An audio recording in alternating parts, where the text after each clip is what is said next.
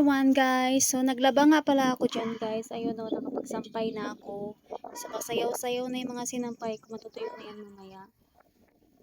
And by the way guys, I found this in our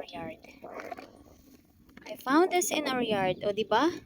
Nakita ko lang to dito guys, so sa Pilipinas talagang gusto to ng mga kids. Samantalang dito kung saan-saan lang nakalagay.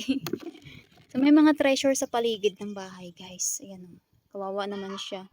Mukha siyang ilang araw nang pinabayaan. Mukha siyang si Paran. Dahil guys, si Paran no. Kailan mo ni Paran yan no?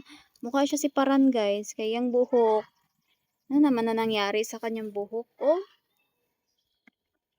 Oh. Itong isa, kawawa din yung mukha. Akala mo naka-makeup ng ano. By the way, this is from Ella. Siguro ano lang to, tinapon na ni Ella. So ayaw na niya. Atin na lang.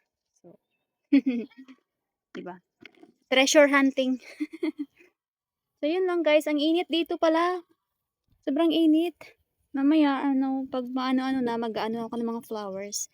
Pulutin ko yung mga flowers. I mean, itatanim ko ng maayos yung mga flowers para hindi maano ni asawa kasi magmo-mold loaning daw siya yung mag-aano ng maglilinis ng yard, putol ng mga damo. So, mamaya ayusin ko 'yan. So, yeah.